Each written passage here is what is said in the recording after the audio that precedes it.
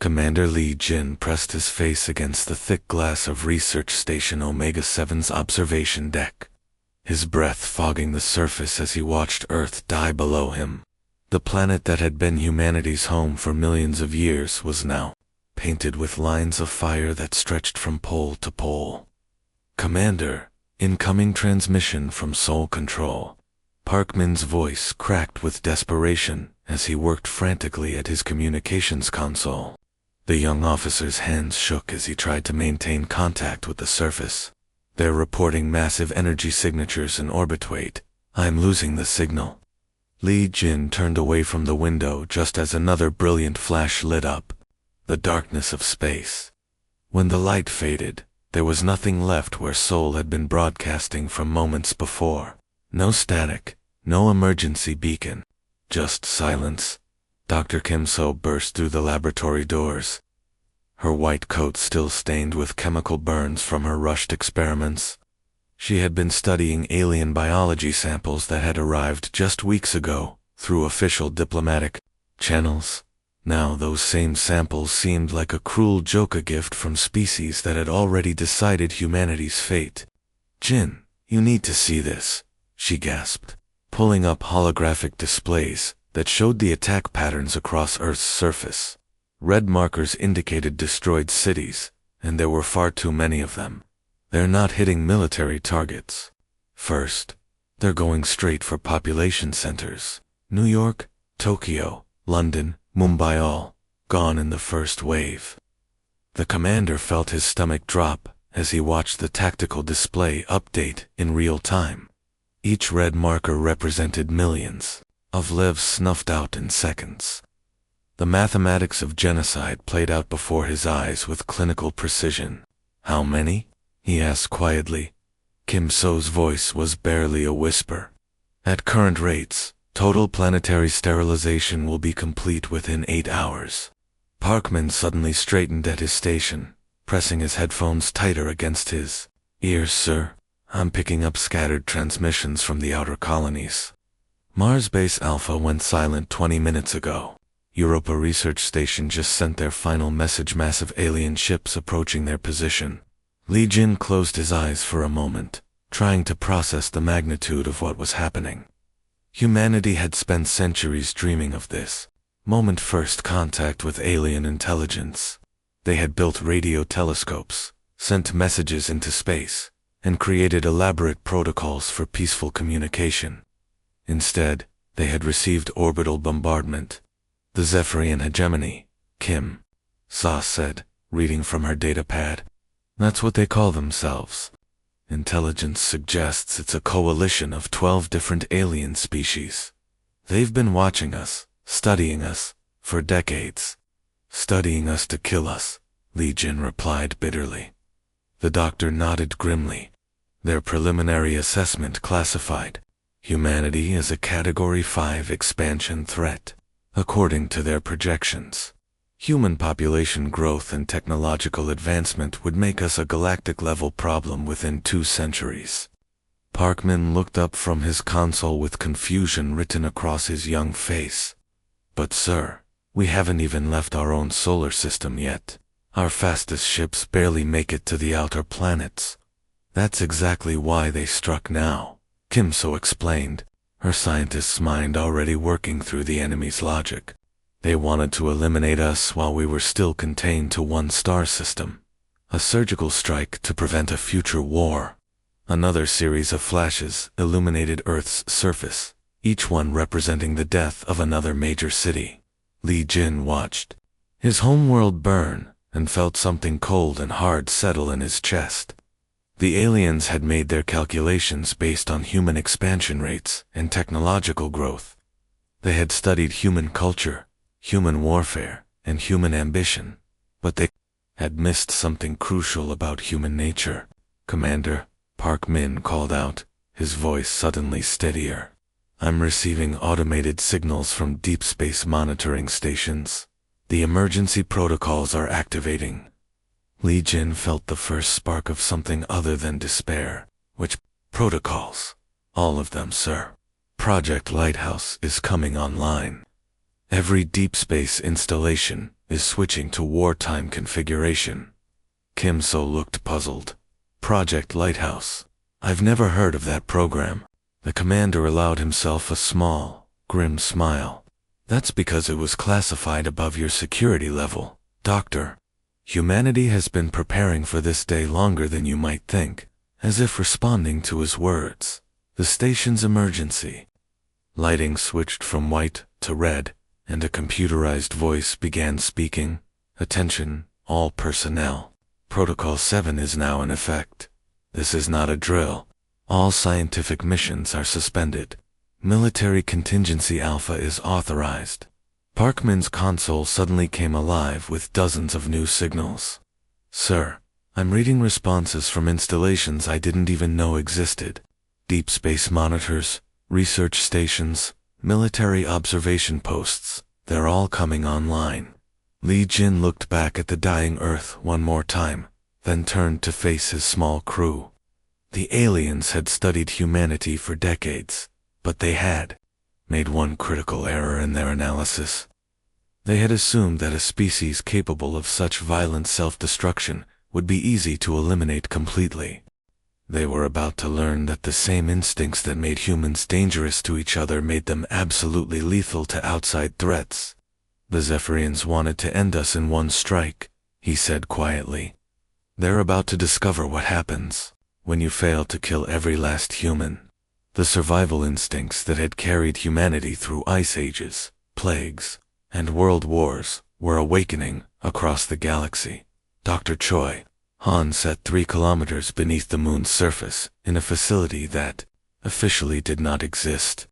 The automated distress beacon from Earth had been screaming in his headphones for the past hour, each pulse representing the death of millions of his fellow humans. His coffee had gone cold hours ago, but his hand still shook as he reached for the red switch that would change everything. Protocol 7 had been written by paranoid military planners 50 years ago.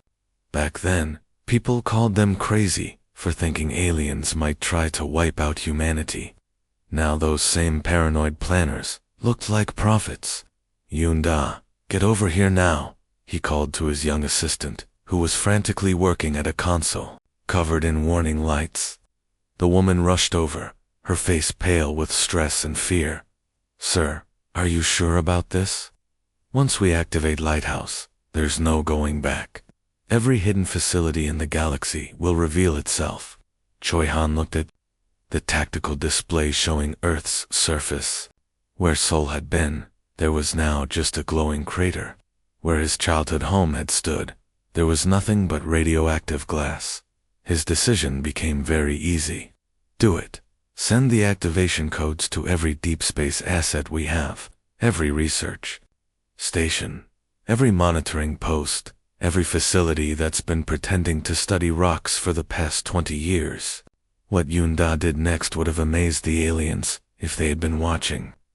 Her fingers flew across controls that accessed a communication network spanning dozens of star systems. Quantum signals, impossible to intercept or jam, reached out across the galaxy in seconds. The Zephyrians had made their first mistake by underestimating human paranoia. For centuries, humans had fought wars against each other with such creativity and viciousness that they had learned to prepare for absolutely everything. When humanity finally reached the stars, they brought that same suspicious, careful planning with them. Technical Sergeant Oh-jun emerged from an armory that was supposed to contain only emergency medical supplies. Instead, he was wheeling out crates of military hardware that had been hidden in plain sight for decades. Each crate was marked with innocent labels like geological survey equipment or atmospheric processing units. Doctor, the Prometheus packages are online, he reported, sweat dripping down his face despite the cool lunar air. Every computer system in this facility is now protected against alien hacking attempts. They won't be able to turn our own technology against us. Choi Han nodded approvingly. The aliens had spent months studying human technology, but they had only seen what humans wanted them to see. Every piece of equipment that left Earth carried hidden capabilities. Every research station had secret military functions. Every innocent scientific probe contained weapons that could level cities across the solar system. Similar scenes were playing out as humanity's true nature revealed itself. On Europa, scientists were removing fake panels from their research equipment to reveal advanced weapon systems. In the asteroid belt, mining operations were transforming into military command centers.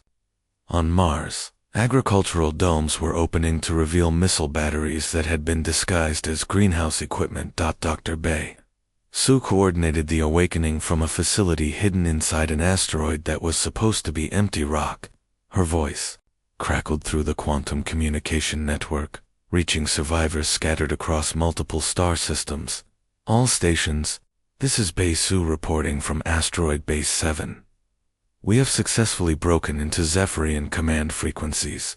Their encryption is laughably weak. They never expected any survivors to be technically capable enough to listen in.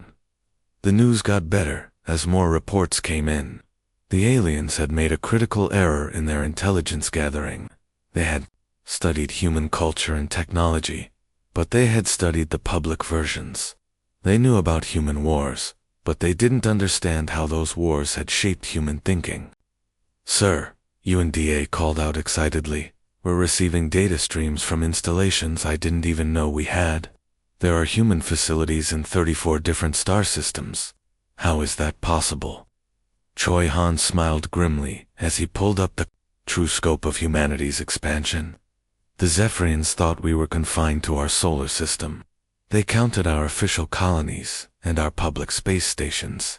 They never realized that humans have been secretly exploring and establishing hidden bases for the past 50 years. The genius of human paranoia was becoming clear. While publicly announcing modest exploration missions to nearby stars, humanity had been quietly seeding the galaxy with covert installations. Every scientific expedition had carried hidden military personnel. Every research probe had been a spy satellite. Every diplomatic mission had been a scouting operation. Jun looked up from his tactical display with amazement. Doctor, we have eyes on every major Zephyrian world. They've been under human surveillance for 15 years, and they never knew it. The sleeping giant was indeed awakening, but it was not the giant the aliens had expected to face. They had prepared to fight a young, naive species confined to one star system. Instead, they had attacked a paranoid, suspicious, and thoroughly prepared civilization that had been watching them for decades. Yunda send a message to all human installations, Choi Han ordered. Tell them the gloves are off. Show what happens when you try to exterminate a species that spent 10,000 years perfecting the art of warfare. The aliens had studied human psychology, but they had missed the most important lesson from human history. Never back a human into a corner unless you're absolutely certain you can finish the job. Captain Kong wiped the blood from a cut on his forehead as he surveyed the damage to Deep Space Monitor Station 12. 18 hours ago, the Zephyrian attack had torn through the station's outer hull, killing half his crew and leaving the facility looking like a twisted piece of scrap metal floating in space. The aliens had marked his station as destroyed in their tactical reports. They were wrong. The captain had spent the last hour crawling through damaged corridors, manually rerouting power to the station's hidden command center. What the aliens had destroyed was only the visible part of his installation.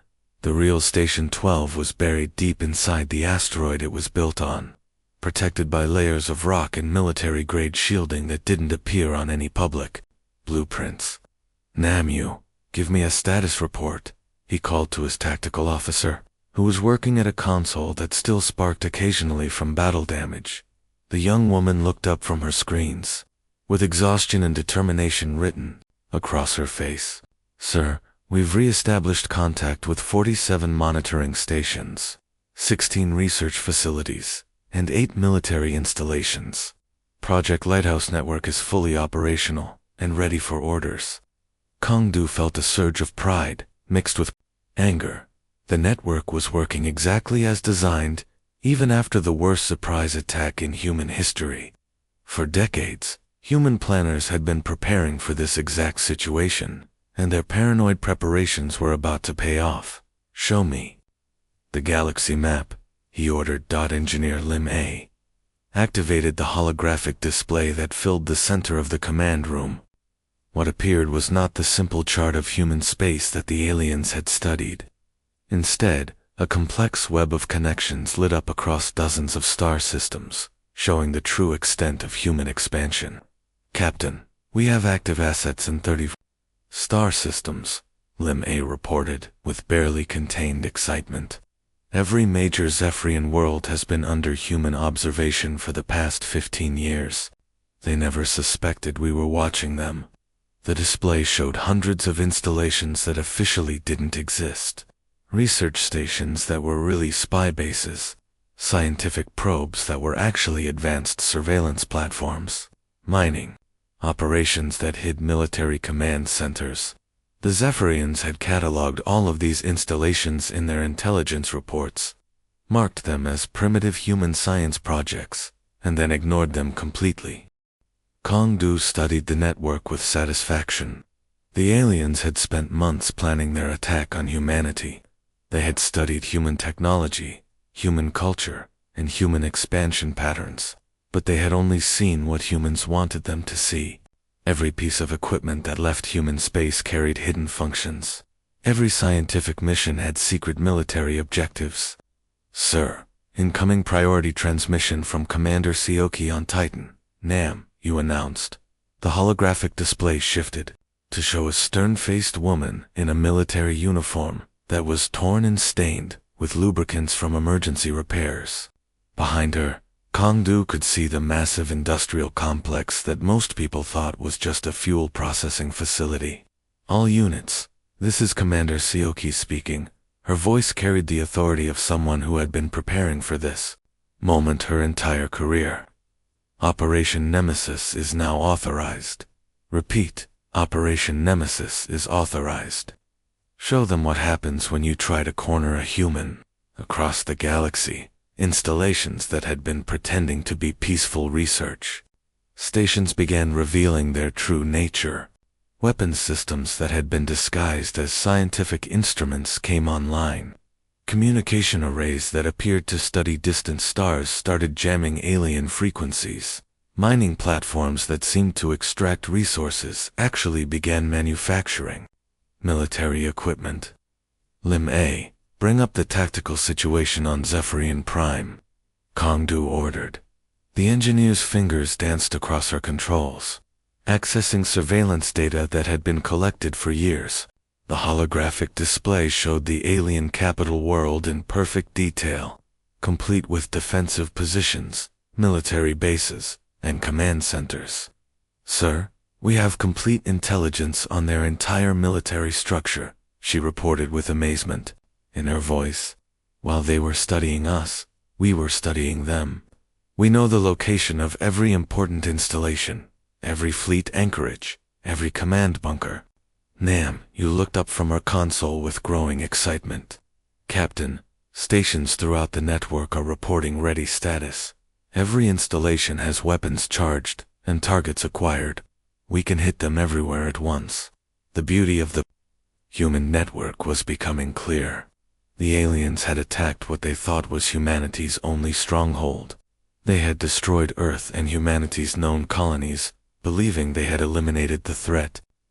Instead, they had only revealed the true scope of human preparation and planning. "Sir, how is this possible?" Nam, you asked. "How did we build all of this without them noticing?" Kongdu smiled grimly as he remembered the briefings from decades ago. "The same way humans have always survived, Nam Yu. We planned for the worst-case scenario. We hid our true capabilities, and we never trusted anyone completely. The network that the aliens thought was dormant was actually the most sophisticated military installation in galactic history. Hundreds of facilities, disguised as innocent scientific outposts, were now coordinating the largest counterattack ever attempted. All stations. This is Captain Kangdu, he announced over the network. The aliens wanted to end us in one strike. Time to show them what happens when that strike fails. Operation Nemesis begins now. The sleeping giant was fully awake, and it was very angry. Admiral Velteran stood frozen at his command station aboard the flagship of the Zephyrian fleet, watching his tactical displays fill with impossible readings. 23 hours ago, he had been celebrating the successful elimination of the human threat. Now his homeworld was under attack by weapons that shouldn't exist. "Admiral, our planetary shields are failing," his communications officer reported. In panic, "The humans are somehow materializing weapons directly inside our defensive perimeter." Velteran's 4 eyes narrowed as he tried to understand what he was seeing. The human attack wasn't coming from ships or missiles that his sensors could track. Instead, energy weapons were simply appearing inside Zephyrian installations, as if the humans had found a way to bypass the laws of physics themselves. "Impossible," he muttered in his native language. "Their technology was primitive. We studied them for decades. They barely had faster-than-light travel." What the Admiral didn't understand was that humans had been lying about their capabilities for generations. While publicly struggling with basic space travel, human scientists had been secretly perfecting quantum manipulation technology. The weapons now tearing through Zephyrian defenses didn't travel through space at all. They simply appeared wherever humans wanted them to be. On Zephyrian Prime, the capital city's main power station exploded as quantum charges materialized inside its reactor core. The explosion chain reacted through the planet's energy grid, plunging entire continents into darkness. Similar attacks were happening simultaneously on 12 other Zephyrian worlds. Lieutenant Jang Bin coordinated the assault from his hidden command post in the Centauri system. His installation had been disguised as a simple radio telescope for 15 years, but now its true purpose was revealed. The massive dish was actually a quantum targeting array capable of placing weapons anywhere in the galaxy with perfect precision. "Hongmin, are the quantum torpedoes ready for the next wave?" he asked his weapons officer. "Ready, sir. Target locks established on their main fleet anchorage at Rigel 7. They'll never see them coming," she replied, her fingers dancing over controls that had been hidden behind fake panels until today. The genius of the human attack was its complete unpredictability. The Zephyrians had prepared for conventional warfare ships attacking ships, missiles intercepted by defenses, battles fought across the vacuum of space. Instead, humans were fighting a war that ignored traditional tactics entirely. "Fire, Jang," Bin ordered. 3,000 light-years away, the Zephyrian Third Fleet was conducting routine patrols when quantum torpedoes materialized inside their flagship's engine room. The massive warship exploded from within, taking 2 escort cruisers with it in the chain reaction. Within minutes, similar attacks destroyed the entire fleet without the Zephyrians ever seeing their attackers. Dr. Shinha monitored the battle from her mobile command center, a facility built inside a hollowed-out asteroid that could move anywhere in the galaxy. Her screens showed tactical data flowing in from hundreds of human installations, all coordinating their attacks with mechanical precision. "Casualty reports coming in from all Zephyrian military installations," she announced to her team. "Their command structure is collapsing faster than they can adapt. Estimated time to complete military neutralization, 6 hours. What made the human attack so devastating was that they had studied their enemies for decades while remaining hidden. Every Zephyrian base, every fleet position, every command bunker had been mapped and analyzed. When the time came to strike, humans knew exactly where to hit for maximum damage. The Zephyrians had made the mistake of fighting the last war instead of the current one. Their defenses were designed to stop attacks from the outside, but human weapons were appearing on the inside. Their communication networks, built for efficiency and speed, had no protection against the cyber warfare programs that humans had been developing in secret. "Admiral, we're receiving surrender offers from the 7th and 9th Fleets," Velteran's communications officer reported with desperation in his voice. "They're requesting immediate ceasefire terms." The Admiral stared at his tactical display in disbelief. In less than 24 hours, the species he had dismissed as primitive was systematically destroying the most powerful military alliance in galactic history. The Zephyrian hegemony, which had conquered dozens of worlds and enslaved entire species, was being torn apart by humans they had thought were barely capable of space travel. "How is this possible?" he whispered. "We studied them. We knew their capabilities. We planned for every contingency." What Velteran didn't understand was that humans had been planning too, while he had spent months preparing to attack Earth. Humans had spent decades preparing to defend themselves from exactly this kind of threat. They had learned from thousands of years of warfare against each other, and that experience had taught them the most important lesson in military history. Always assume your enemy is more dangerous than they appear. The human counterattack continued with relentless efficiency. Military bases exploded from within. Fleets disappeared without warning. Command centers went silent as their personnel were forced to evacuate. The Zephyrian war machine, built over centuries of conquest, was being dismantled in hours. "Sir?" "Emergency transmission from the High Command," the communications officer announced with terror in his voice. "They're ordering immediate retreat from all human-occupied systems. Full withdrawal, effective immediately." Admiral Velteran closed his eyes and accepted the bitter truth. The species they had tried to exterminate in one strike had instead ended their world in one night. "Commander." Li Jin stood in the rebuilt command center of the lunar facility, looking at a holographic display that would have seemed impossible just days ago.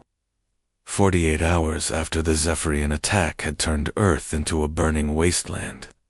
Surrender messages were pouring in from across the galaxy. The species that had tried to wipe out humanity was now begging for mercy. The irony was not lost on him. Jin had been a simple research station commander when this nightmare began. Now he was the highest-ranking human military officer left alive, responsible for deciding the fate of entire civilizations. The weight of that responsibility pressed down on him like the gravity of a collapsing star. Behind him, the assembled survivors of humanity watched in stunned silence as reports came. And from across the galaxy, Zephyrian fleets were abandoning their positions. Military installations were surrendering without a fight. Entire worlds were broadcasting messages of capitulation in broken human languages. They had learned from intercepted transmissions. "Commander, we're receiving formal surrender requests from the Zephyrian High Command," reported his communications officer, a young woman who had been a xenobiology student just 2 days ago. "They're offering complete disarmament in exchange for the safety of their civilian populations." Jin nodded grimly. The aliens had finally learned what humans had known for centuries. When you attack someone's home, you better be prepared for the consequences. The Zephyrians had studied human culture and technology, but they had missed the most important lesson from human history. Humans were most dangerous when they had nothing left to lose. Dr. Wan Ji activated the galaxy-wide broadcast system that had been hidden inside the lunar facility for decades. The equipment was so advanced that most human engineers didn't even know it existed. Now it would carry humanity's message to every inhabited world in the galaxy. "Ready when you are, Commander," she said quietly. Jin took a deep breath and stepped up to the transmission platform. His words would be translated into hundreds of alien languages and broadcast across thousands of light. He thought about Earth's glowing craters, about the 8 billion people who had died in the first 6 hours of the attack, about the children who would never grow up and the dreams that had been turned to radioactive dust. "To all species who participated in the attack on Earth," he began, his voice carrying the cold authority of someone who had seen his world die. "Your military capabilities are hereby forfeit. Your warships will be dismantled. Your weapons will be destroyed. Your ability to wage war against civilian populations is ended forever." He paused, letting the words sink in across the galaxy before continuing. To those who stood by and watched while my people were murdered, remember this moment. Humanity came to the stars in peace. We offered friendship, knowledge, and cooperation. You chose war instead. Now you will have neither war nor peace. You will have justice." The transmission ended, but its effects rippled across the galaxy within hours. Species that had considered themselves untouchable suddenly found human installations appearing in their star systems. Weapons facilities that had operated in secret for centuries were suddenly exposed and marked for destruction. Military commanders who had never lost a battle were ordering immediate surrender rather than face the mysterious human counterattack. The final phase of Operation Nemesis was not about revenge, though many humans wanted it to be. Jin had made the decision that humanity would be better than their attackers. Instead of genocide, they chose systematic disarmament. Instead of conquest, they chose justice. Dr. 1G coordinated the massive undertaking from her position as the new head of Human Intelligence Operations. "Commander, we're receiving compliance reports from 80% of known military installations. The remaining 20% are in systems too remote for immediate verification." "What about resistance?" Jin asked. "Minimal. Most species are cooperating fully once they see what happened to the Zephyrian military. The few who tried to fight back learned very quickly that our quantum weapons make traditional defenses useless." Months passed as humanity systematically dismantled the military capabilities of every aggressive species in the galaxy. It was a massive undertaking that required coordination across dozens of star systems, but human planning and preparation made it possible. The same network that had defeated the Zephyrians now served as the foundation for galactic peacekeeping. Park Yu, who had been a junior diplomat before the attack, found himself appointed as the first director of galactic affairs. He established his headquarters in a new station built in orbit around Earth's remains, a constant reminder of what happened when civilizations chose violence over cooperation. "Commander," he said during one of their regular briefings, "we've received the final surrender from the Alterian Confederacy. Every major military power in the galaxy has now accepted our disarmament terms." Jin smiled grimly as he looked out at the stars through the station's observation deck. The view still showed Earth's scarred surface below, but it also showed the vast network of human installations that now monitored every corner of the galaxy. The species that had tried to end humanity in one night had instead created the galaxy's most effective peacekeeping force. "You know, Park, human strategists have been wargaming this exact scenario for over a century," he said quietly. "They always knew that first contact might mean first blood. That's why they prepared for it. The galaxy would never underestimate humanity again. More importantly, it would never again have the military capability to attempt genocide against any species." Humanity had learned the hard way that sometimes peace could only be maintained through the complete elimination of the ability to wage war. The new dawn had arrived, and humanity would make sure it lasted forever.